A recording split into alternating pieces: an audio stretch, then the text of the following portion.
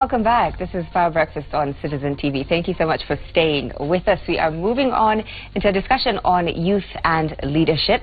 So I hope that you'll be joining us by, tweeting us and using the hashtag Power Breakfast if you have any opinions. We're going to be talking about what it is that is your civic duty as a young person. I have a couple guests joining me in studio, some of them vying for various political seats in the 2017 elections, and also have completed a political leadership program just recently. So I will let everyone introduce themselves. Tell us your name, where you're from.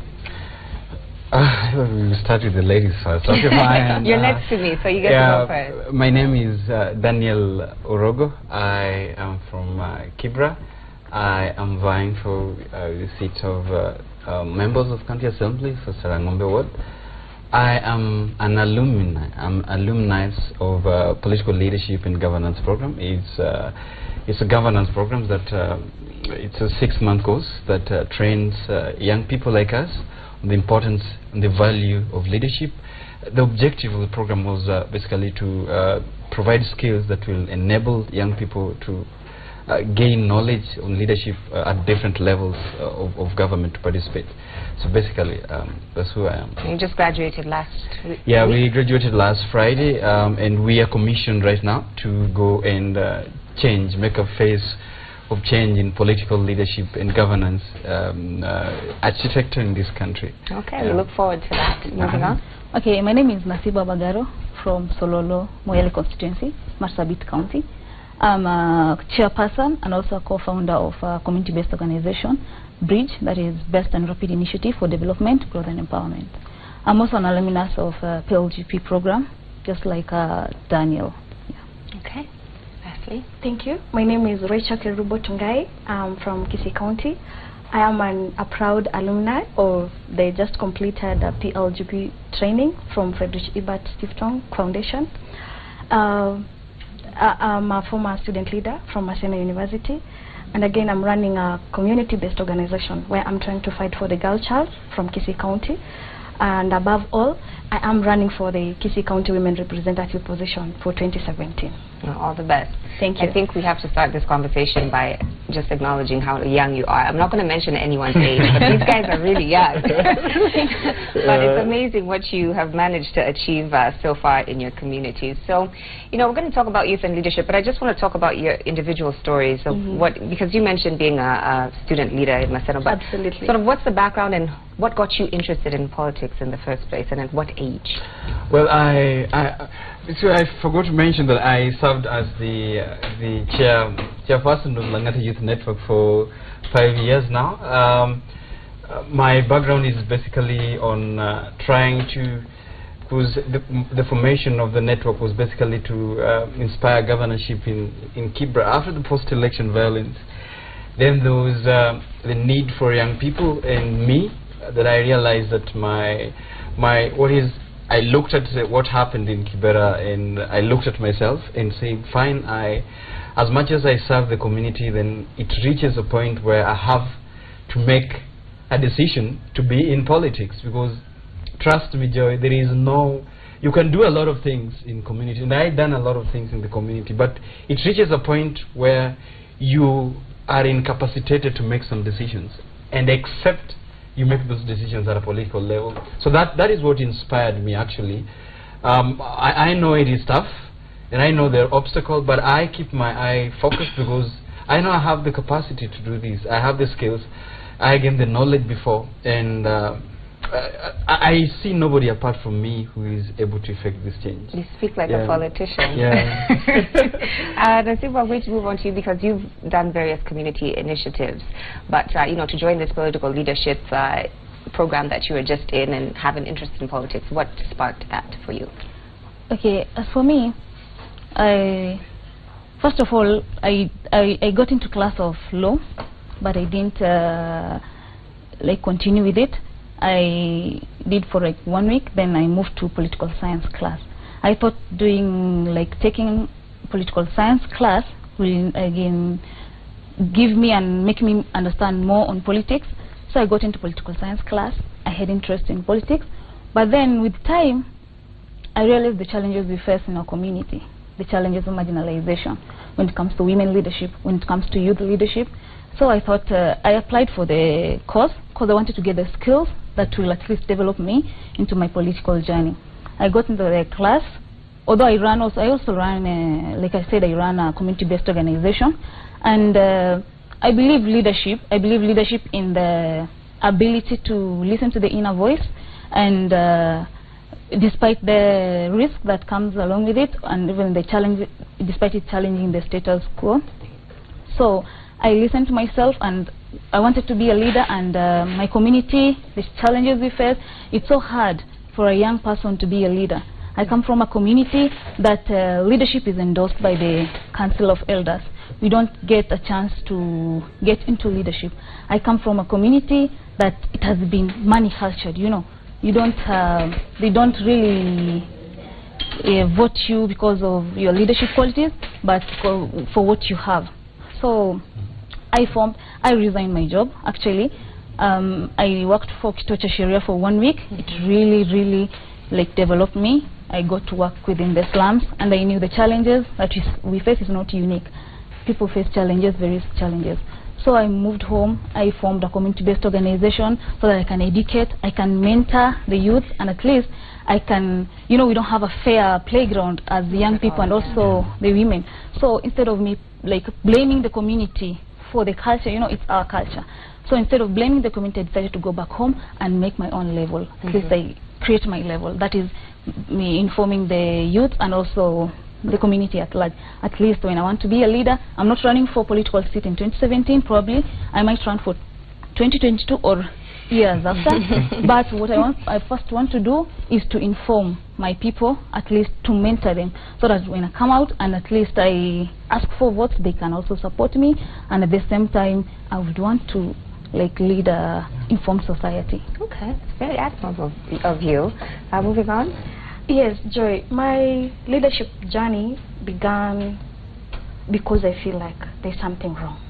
That's all I can say. I feel something is not right, and I feel it has to be corrected. I have been a student leader, Masena University. I served as the finance secretary for 2 years in the university, and for sure that was a good breakthrough for me to realize that I have the passion in me to serve the community. As I said earlier, I started a community-based organization. I come from Kisii County. We have our own cultural dynamics and our own cultural beliefs that ties us so down that at times the woman or the girl child is disadvantaged in some way. Nevertheless, I'm ready to face the challenge. I have a passion in changing how people perceive, how people view politics, and how people think that politics is for the particular group or it's for the particular age. I am very young, as I said earlier, but I don't mind. I'm ready, and I feel this is the time. And some people do politics as a retirement benefit. You know, you worked in a certain parastatal for some years. Now you go back to do politics in the village or wherever as a retirement. But me, I want to pick politics as my career. Yeah. I want to do leadership as my career. I want to change what I feel it's wrong. We normally see how it goes at times, and you just look and you say, no, I wish I had the opportunity to change that. And you cannot have this opportunity not unless you run for political position. So that is why we finally forced to get into this. Getting to run for a position, you get that, you get capacitated, you get commissioned, you get the power, the authority, probably to change what you feel. I mean, because there are people who argue that you can make a difference from the outside, you know, because you know things on the inside are so corrupt that it's better if you just influence from the outside. But you feel that, like, at some point you're going to have to get into the game. Absolutely. Sorry. Okay, because if you want to do the change, of course I can do the change from outside, but it's very minimal. Remember, we need legislators, we need a member of parliament who are our lawmakers. The change you may be wanting to make, it could be in terms of the law and the principles and the policies we are setting up in our constitution. So it's not really easy for you to articulate for what you want to change from outside compared to if you were in that position. In the trenches. You're going to say something? I think like I mentioned that we have many of us who was in the programs have done a lot of community initiatives, and some you realize that if you evaluate yourself, you have done much more than a politician has done, you know, for the 5 years that he or she has served. And then you wonder then, why can I not be able to effect change? It is so difficult to effect change when you're outside. The political platform of this country has glorified political leadership to a higher level. And so that when you're a business person, so that you are a youth group leader, the politician always have a say. Because that is a culture as a country, that is where we've elevated them. And so you realize that now, for me to make a decision about change and continue doing what I'm doing, we have no option but to occupy political positions. Realize that we've had, and it's been very fair for us to say this here, we've had a number of young people who've gone for political positions and who represent the face of young people. And apparently, one way or the other, these are the people that we are treated to as youth leaders, you know? And really, you ask yourself, does such a character speak for me? This is what really angers us. And say, okay, fine. Redefining the space of political leadership in this country requires that I, as Daniel Orogo and Kerubo and Nasibo, must compete equally to go and change this culture, bring the new values on this. So let's talk about that, because Nasibo mentioned it's not an equal playing field, and I think we're fairly aware of that. Sure. But there's a lot of cynicism, even amongst young people. When we posted earlier on Twitter about youth and, you know, being involved in politics, most of the tweets were like, this is not the generation to lead us, they're just interested in posting on Instagram, and, you know, there's no way that young people can, you know, penetrate this African culture that we've had and been led a certain way for so long. So even amongst ourselves, we don't believe in ourselves. So how do we tackle that? Okay, personally, after the PLGP, I believed in myself. That means mentorship and training can really change someone's perception.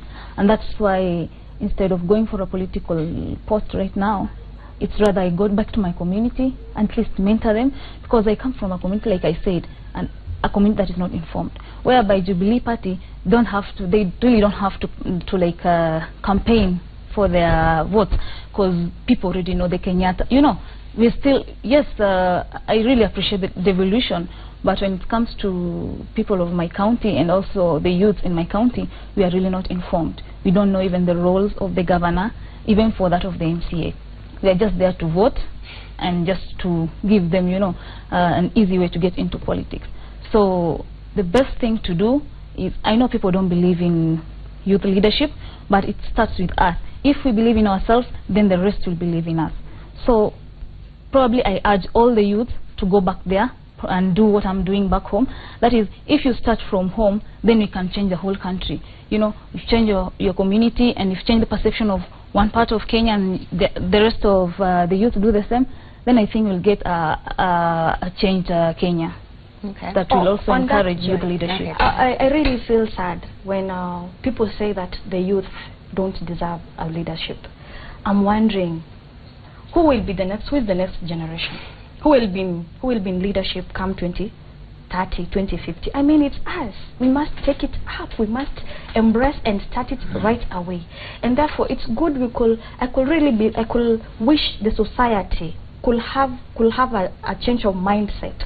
That for sure we have a future. We will not continue having the current leaders whom they believe, the older. I mean, it's a generation. Life is a cycle. We are moving. Someday I'll be the old person.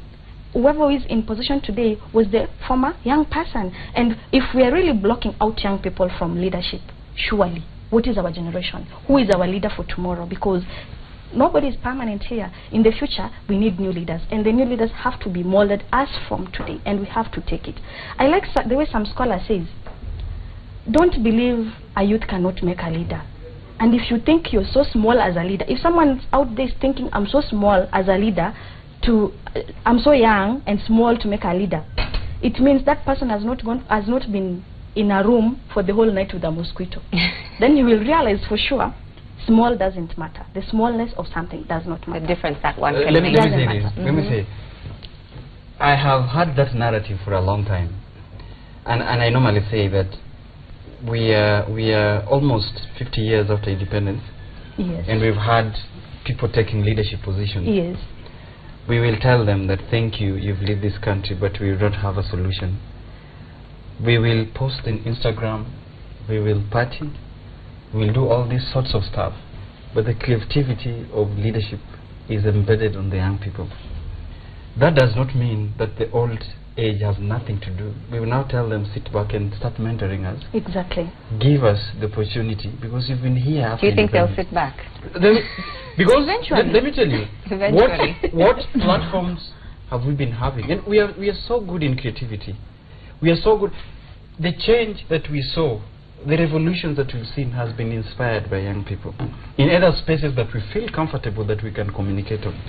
So again, youngness, our youngness is an innovation, is a potential. Let them allow us now to take change and effect change. Yeah. There is no other way. And I mean, this is a very, creative generation, a generation that understands technology, is able to use it for good, as you are saying. But just let's talk about, even if you're not a leader, just a young person watching this, in terms of their civic duty, what is the civic duty of a young person today, just their involvement on the political scene, even if they're not interested in vying for a seat or becoming a youth leader, just how do we increase that interest in what is happening around us? Well, it's just and I hear you. I understand what you're saying, because you can read the reports and young people are saying that we have no reason at all to vote. You know? Yeah. We understand, because what kind of leaders have we been voting on for years? You can see exactly. And when they say that, we understand. But again, the most dangerous person in this world is a person who don't care. Do you know? Is a person who think that if I don't vote, if I don't question, but it's up to them. And I'm telling you, those are the people that are costing us. I'd just like to inspire these young people. It doesn't take you anything to walk. The office of the members of County Assembly has been placed so closer to us that we can just knock and find out what is going on. They're so close. I am just encouraging them that the change that we are just about to see is a change that must be led by young people, and is not. When we and I am going for a leadership position, I bank on you to vote for me as a young person. And it means that throughout this journey, we have been speaking to you. The challenges that I've been going through are the challenges that you're probably going through. And for me to speak about you and speak for you, vote for me as a young person. So you have a reason to vote. You have a reason to actually go register. You have a reason to post about me on Facebook. You have a reason to do emojis about me, because I am speaking for you and I will speak for you. Yeah. To add on that, Okay. the most suffering person right now, Joy, is a youth person. Youths are jobless.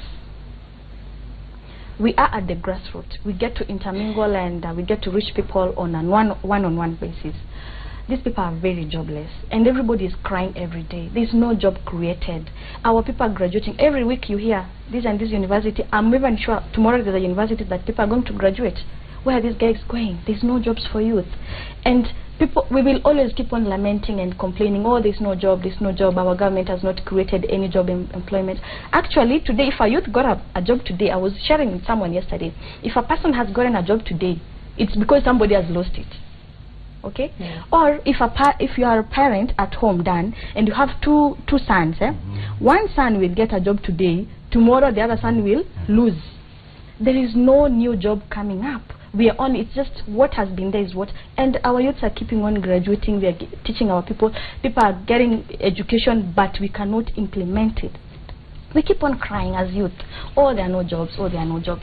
How do we change the narrative? Yeah. I mean, if we don't pick it up as me, who is feeling the pain of being jobless, for example, and change what I feel should happen, how do we change it in 2030? How do we make sure that people who will be in 2032 or 20 that year will not cry the same way the current generation is crying that for sure there are no jobs, That's reason enough for them to care, for them to become involved. Accept and get involved, and let's all appreciate this and accept and move together.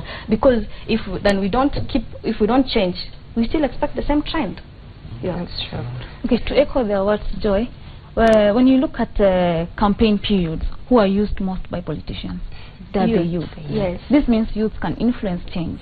So this we are about 70 to 75% of the population. Yeah. That means if we come out in numbers and vote the young people with good, with good ideas of change, with development, and also the youth who will implement wisely the policies. So I think the youths really have a responsibility to vote. Yeah. And a responsibility to vote not just any leader, but a responsibility not to be bribed, but a responsibility to vote at least a good leader with leadership qualities. Well, that goes into my next question. I just want to get your opinions on the current climate in Kenya right now, the corruption scandals we've been seeing, the NYS saga play out, and there's a lot of outrage. Sure. So we're good at that. There's a lot of outrage. But what would you say differentiates what you stand for from what is there currently? And how do we know that you won't get into leadership and follow along the same footsteps that have been followed all along? Yeah, I think it's a very tricky question. It's a very hard, but this is my take. When we or I go to leadership, I am a carrier of values in me. I carry within me, and this is what political leadership and governance program has been teaching us, and we've been taught on how to maintain your values. What is so important to me? Issues about openness, issues about transparency, issues about the values of this country, participation. If I am able to package that and carry that with me, and I think I am not able to be swayed aside by the system. And I'll tell you why. It's simply because for all this time, young people have been doing things, and they have been away from participating and being involved in these corruption scandals. There is a very corrupt big hand of the system that grabs and says, now you have to be part of it. But I understand that if I go into leadership with values, that cannot be. But anyway, Joy, how many of politicians have been there and have not been scandalous? Sure. There are some of them that have not been. Yeah. What is so different about them? And I agree with you that there are people that we've been trust in this country. They were very good in civil society.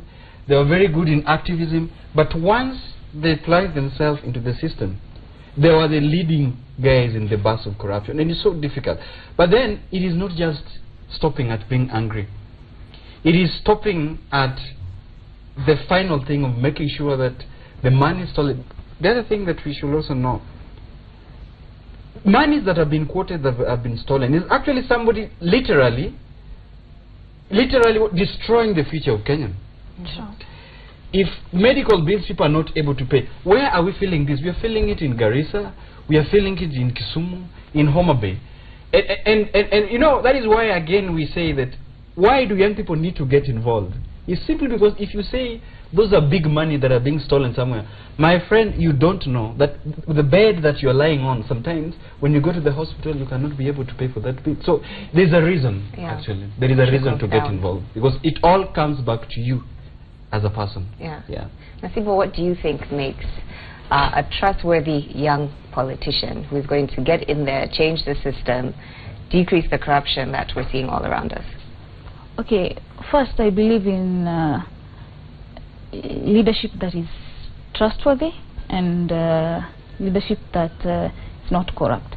That means it all starts with the values you have. And also it starts with why you want to get into politics. Why do you want to get into politics? Is it for the same reason? Is it to grab wealth or to acquire wealth, or is it because I want to change my community?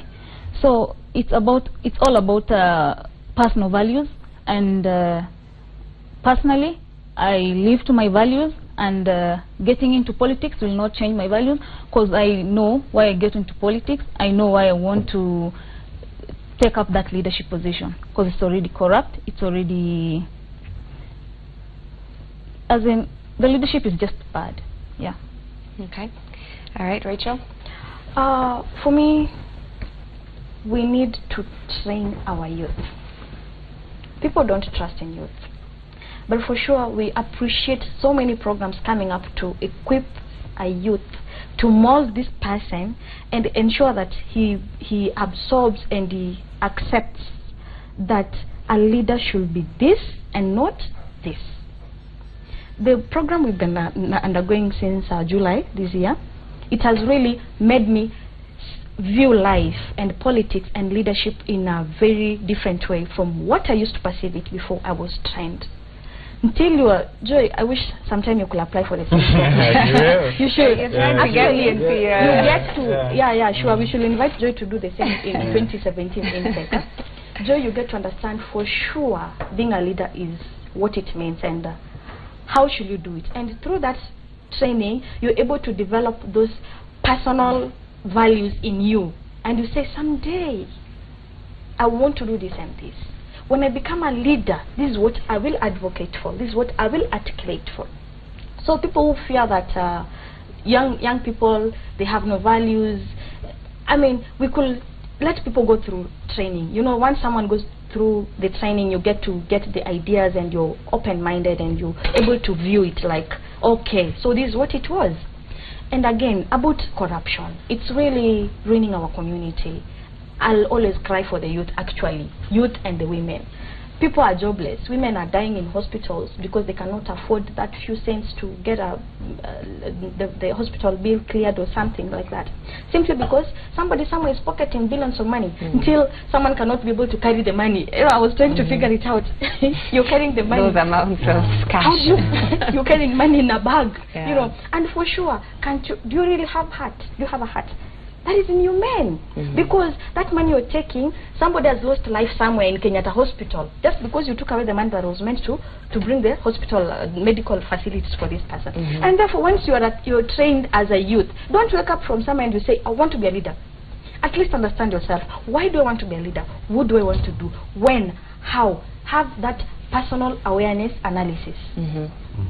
If you do that, Joy, if you do that, then you'll be able to understand issues like tribalism, corruption, nepotism, all those bad virtues in the society. You'll be able to understand that for sure they do not have space in a leader.